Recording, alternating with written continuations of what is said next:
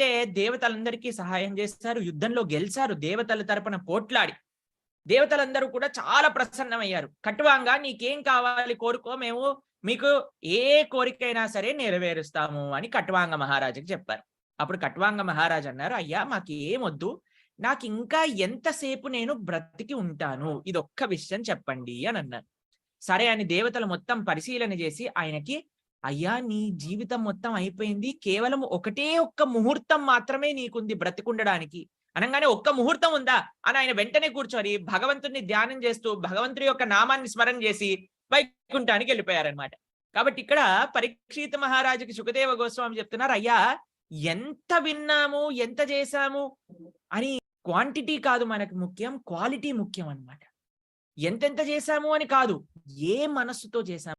మనము భాగవత శ్రవణ చేసినప్పుడు కూడా, భాగవత వైభవాన్ని గురించి విన్నప్పుడు కూడా చెప్పుకున్నాం కదండి. ఎలా అయితే దుందుపికారి మాత్రం చాలా క్వాలిటీ శ్రవణ చేశారు, తరించిపోయారు. కానీ మిగతా వాళ్ళందరూ 7 రోజులు విన్నారు, కానీ మనసు పెట్టి వినలేదు, కాబట్టి వాళ్ళు అక్కడే ఉండిపోయారు అనమాట. కాబట్టి మనం ఎలా చేస్తున్నామని కాదు, ఎంత శ్రద్ధతో చేస్తున్నాం, అది చాలా ముఖ్యం అన్నమాట. కాబట్టి ఇక్కడ ఖట్వాంగ మహారాజు గారి యొక్క వృత్తాంతాన్ని పరీక్షిత మహారాజుకి చెప్తారనమాట.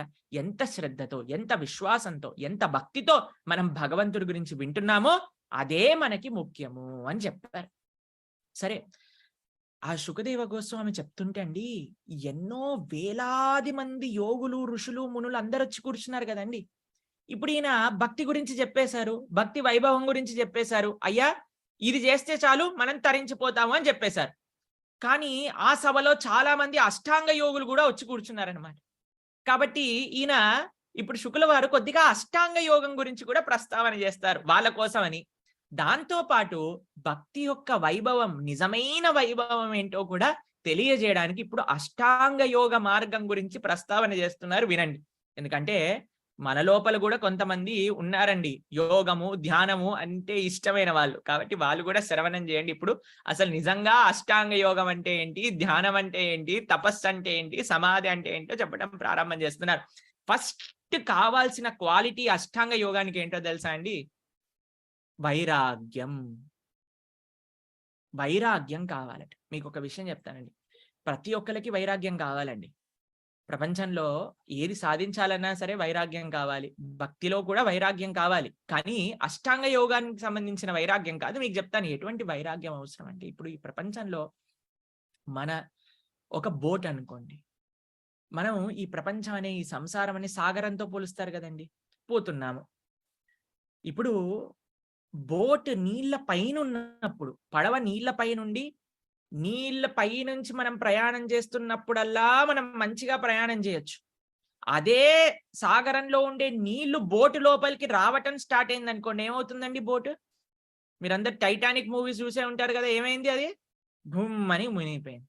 ఇప్పుడట టైటానిక్ చూడాలని కొంతమంది వెళ్ళారట, ఆ వాళ్ళు కూడా మునిగిపోయారట, మొన్ననే లేటెస్ట్ న్యూస్.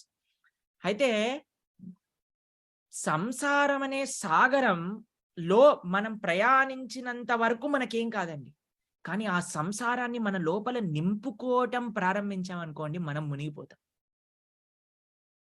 కాబట్టి సంసారంలోనే ఉండాలి, ఈ సంసారాన్ని ఈదుకుంటూ మనం ముందుకెళ్ళాలి. కాబట్టి ఇది గుర్తుపెట్టుకోండి. కాబట్టి ఎంతకి మనకు అవసరం ముందుకెళ్ళడానికి, ఎప్పటికి మనం ఈ సంసారంలో ఉండాలి అని అనుకోం కదండి. సంసారాన్ని దాటి భగవంతుణ్ణి ఒక శ్రీపాదాలు చేరుకోవాలి, అక్కడ సేవ చేసుకోవాలి అనే మనం అనుకుంటున్నాం. కాబట్టి ఎలా మనం ఉండాలి? సరే, ఇప్పుడు అష్టాంగ యోగానికట వైరాగ్యం ప్రధానమట. వైరాగ్యం, ఎంత వైరాగ్యం అంటే ఇల్లు వదిలేసి వెళ్ళిపోవాలట. ఫస్ట్ వెళ్ళిపోయి అరణ్యంలో కూర్చోవాలి. అక్కడ స్టార్ట్ అవుతుంది యమ, నియమ, ఆసన, ప్రాణాయామ, ప్రత్యాహార, ధారణ, ధ్యాన, సమాధి అనే 8 స్థాయిలు ఉంటాయి అష్టాంగ యోగంలో. అష్టాంగ యోగం మొట్టమొదటి ఏంటి? యమ. యమ అంటే ఏంటో తెలుసా? ఇల్లు వదిలేసి బయటికి వెళ్ళిపోయి అరణ్యంలో, ఇప్పుడు ఏ అరణ్యానికి వెళ్ళినా సరే, మొత్తం ప్రపంచం వదిలేసినా సరే, మనకి జియో నెట్వర్క్ అనేది వదిలేదు. మీరు ఎక్కడున్నా సరే, మీ ఫోన్ ఉంది అనంటే నెట్వర్క్ వస్తుంది, ఫోన్ ఉంది అనంటే మీరు సంసారంలో ఉంటే, సంసారంలో కాదు, సంసారంలో మునిగిపోయినట్టే. కాబట్టి అంత శక్తివంతదనమాట మనకుండే స్మార్ట్ ఫోన్, మనకుండే జియో నెట్వర్క్. అయితే ఇంటికి వదిలేసి అరణ్యంలోకి వెళ్ళిపోయి, అరణ్యంలో ఏం చేయాలట అనంటే మొత్తం ఇంద్రియాలను నిగ్రహించాలట. దీన్ని యమ. దాని తర్వాత నియమ అని అంటే ఏంటో తెలుసా అండి? ప్రొద్దున్నే ఏ కాలమైనా సరే, చల్లి కాలమైనా సరే ప్రొద్దున్నే లేసి చల్లటి నీళ్ళతో తలస్నానం చేయాలి. చేసి ఇలా చాలా నియమాలుంటాయి. స్ట్రెయిట్‌గా ఎరెక్ట్‌గా కూర్చోవాలి. మనం ఇప్పుడు మీరందరూ కూర్చున్నారు కదా! ఇలా హాయిగా చైర్ పైనో, కిందనో సుఖాసనంలో కూర్చున్నారు. సుఖాసనంలో కూర్చోడానికి వజ్రాసనంలో గాని, అలానే పద్మాసనంలో గాని కూర్చోవాలన్నమాట. అష్టాంగ యోగం చేయాలి అని అనుకుంటే. అలా ఆసనం వేసుకొని తర్వాత ఆసనాలు వేయాలటండి. మనం చూస్తూ ఉంటాం. ఆసనాలు వేయటం అనేది అంత శీర్షాసనం మొన్ననే ఇంటర్నేషనల్ యోగా డే కూడా అయింది కదండీ! చాలా కాంప్లికేటెడ్. ఈయన చూడండి ఎలా ఆసనాలు వేస్తున్నారో. ఇలా ఈ ఆసనాలన్నీ వేయాలట. దాని తర్వాత ప్రాణాయామం చేయాలట. ప్రాణాయామం అంటే ఏంటి? ఇది ప్రాణాయామం. ఇలా చాలా ఎక్సర్‌సైజ్‌లు ప్రాణాయాన్ని ఊపిరిని మనం ధ్యానించి చక్కగా గమనిస్తూ చేసేది ప్రాణాయామం. దాని తర్వాత ఏం చేయాలట? ప్రత్యాహారం.